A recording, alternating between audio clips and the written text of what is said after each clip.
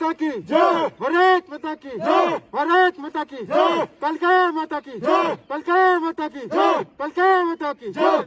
After Operation Sindoor, Air Force and Navy to place big orders for BrahMos missiles. Soon after inflicting massive damage to Pakistani military infrastructure during Operation Sindoor, Indian forces are placing big orders for the Indo-Russian joint venture BrahMos supersonic cruise missiles. A high-level meeting of the Defense Ministry is expected to approve the procurement of a large number of BrahMos missiles for Indian Navy warships, as well as ground and air-launched versions of these weapons for the Indian Air Force, top defense sources told ANI. The missiles were used extensively on Pakistani airbases and army cantonments located across Pakistan during the four-day conflict. The Navy will use these missiles to equip its Kalvari-class warships, while the Indian Air Force will use them to equip its Russian-origin Sukhoi 30 MKI fighter jet fleet, sources said.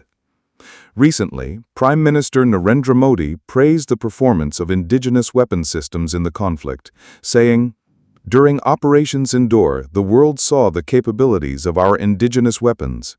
Our air defense systems, missiles and drones, especially the BrahMos missiles, have proved the strength of Atmanirbhar Bharat." In the first phase of the conflict, when India launched attacks on terrorist infrastructure in Pakistan, including the terrorist headquarters of Jaish-e-Mohammed and Lashkar-e-Taiba in the Pakistani Punjab province, the BrahMos missile was the preferred weapon of the Indian Air Force, hitting the targets with great accuracy. BrahMos caused further damage to Pakistani airbases, following which the Pakistani army tried to retaliate by protecting the terrorists and their infrastructure. Last of 16 Airbus C-295 aircraft handed over to India by Spain. India on Saturday received the last of the 16 Airbus C-295 military transport aircraft from Spain, marking an important milestone in strengthening its defense capabilities, the Indian Embassy in Spain said. The C-295, a 510-ton capacity transport aircraft equipped with contemporary technology, will replace the aging Avro aircraft of the Indian Air Force. Indian Ambassador to Spain Dinesh K. Patnaik, accompanied by senior IAF officials, received the last of the 16 Airbus C-295 military transport aircraft at the Airbus Defence and Space Assembly Line in Seville, the Indian mission posted on social media. This supply, made 2 months ahead of schedule, marks an important milestone in strengthening India's defense capabilities, it said. The aircraft, with a range of up to 11 hours, is a versatile and efficient tactical transport aircraft. India signed a contract with Spain's Airbus Defence and Space in September 2021 to acquire 56 C-295 MW transport aircraft for the Indian Air Force. Under the C-295 program, a total of 56 aircraft are to be delivered, of which 16 were to be delivered directly by Airbus from Spain, and the remaining 40 will be manufactured in India. Spain fulfilled its commitment by handing over the last of the 16 aircraft on Saturday. Prime Minister Narendra Modi and his Spanish counterpart Pedro Sanchez had jointly inaugurated the Tata Aircraft Complex for manufacturing the C-295 aircraft at the Tata Advanced Systems Limited campus in Vadodara, Gujarat in October last year. TASL is responsible for manufacturing these 40 aircraft in India. The facility has become the private sector's first final assembly line for military aircraft in India. It will involve the full development of the entire ecosystem from manufacturing to assembly, testing and qualification, and delivery and maintenance of the aircraft's entire life cycle. Apart from Tata, leading defense public sector units such as Bharat Electronics Limited and Bharat Dynamics Limited, as well as private, micro, small and medium enterprises will also contribute to the program. Big update on Scorpene or Kalvari-class submarines. Why is this special mission of India getting stuck again? Efforts to further improve our Scorpene or Kalvari-class submarines have again suffered a setback.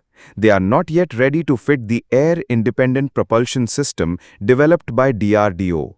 INS Kalvari was commissioned in December 2017.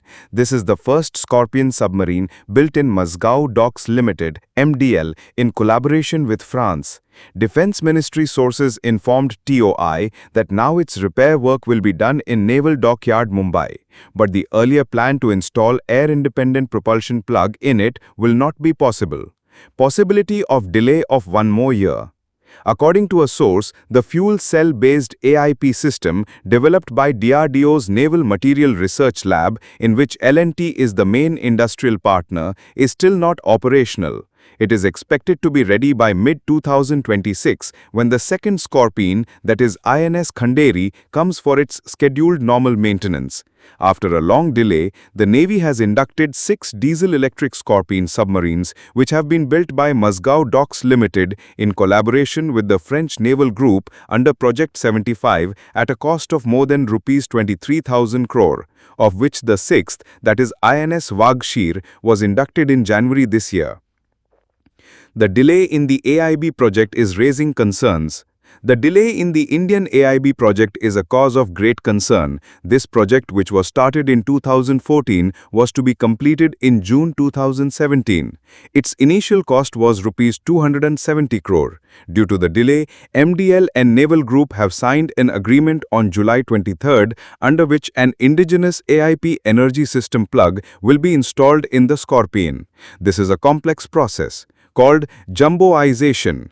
In this, the hull will be cut precisely, then the AIP plug will be fitted securely, and then the entire structure will be joined, so that it can come to a fully operational state. Why submarines with AIP are necessary? Nuclear submarines can stay underwater as long as they want to. They do not need to come up again and again. But diesel-electric submarines have to surface every 2 days because they need oxygen so that the battery can be charged.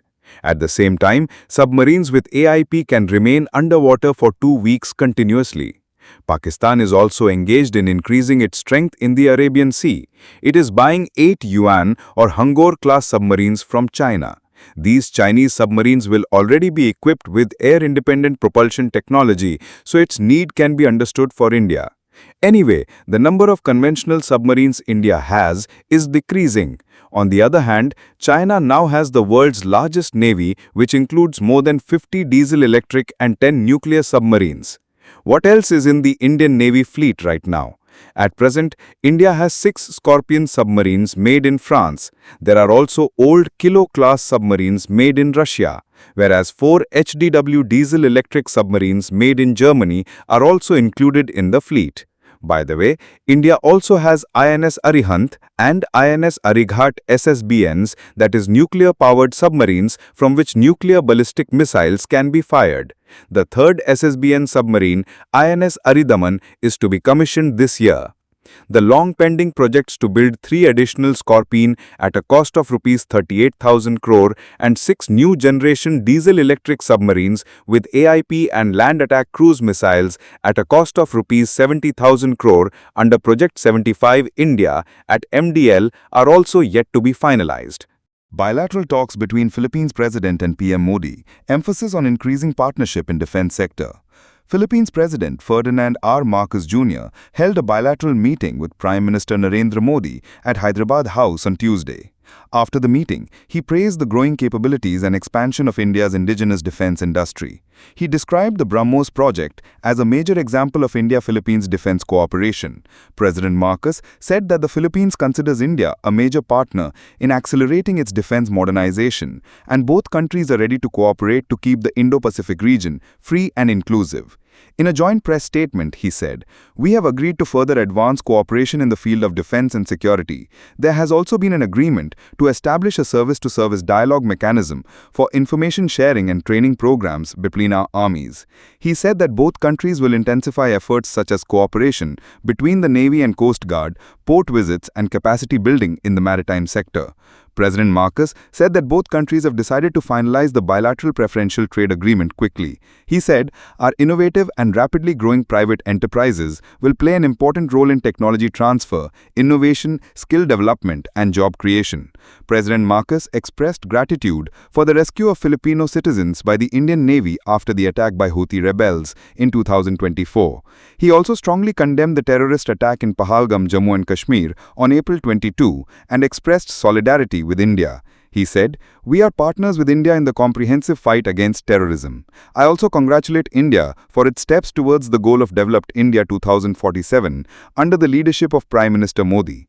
The president said that now India has become the fifth strategic partner of the Philippines. He said, "This is a new era in our relations. We will work together to deal with our common interests, regional stability, maritime security, strengthening the supply chain, food security, and traditional and unnatural threats like terrorism." He said that India and the Philippines have also supported each other on issues such as compliance with the United Nations maritime law and the decision of the International Arbitration on the South China Sea in 2016. President Marcos concluded his speech by saying, "I express my gratitude to India and Prime Minister Modi. Today our relationship has reached a new height." India and Philippines conducted joint naval exercises in South China Sea. China got angry. India and Philippines have conducted joint naval exercises for the first time in the disputed South China Sea. This military deployment has angered China. General Romeo Browner, Chief of Staff of the Armed Forces of the Philippines, said that the two-day joint naval exercise that started on Sunday was successfully completed. He hoped that the Philippine forces would be able to participate in more joint exercises with the Indian Army in the future. Did the Chinese Army take any action? When asked whether the Chinese Army took any action in response to this, General Browner said without elaborating, "No unpleasant incident happened with us, but we were still monitored. We already expected this." The Philippine Army said that two ships of the Chinese Navy, including a guided missile destroyer, were seen at a distance of about 25 nautical miles by one of the two Philippine Navy frigates participating in the joint naval war exercise on Sunday. What did the Chinese Army say? The Chinese military's Southern Theater Command said it carried out routine patrols in the South China Sea on Sunday and Monday. The Southern Theater Command said it is determined to safeguard China's territory and maritime rights and interests. China's foreign ministry said territorial disputes should be resolved directly by the parties concerned without any third-party interference. Philippines President on India visit. Meanwhile, it should also be mentioned here that Philippines President Ferdinand R. Marcos Jr. has started his 5-day visit to India from Monday. The Foreign Ministry had said in a statement on July 31 that this visit is an opportunity for the two countries to chart the path of future bilateral cooperation, hold talks on regional and international issues of mutual interest. President Marcos will also visit Bangalore before returning to the Philippines on August 8.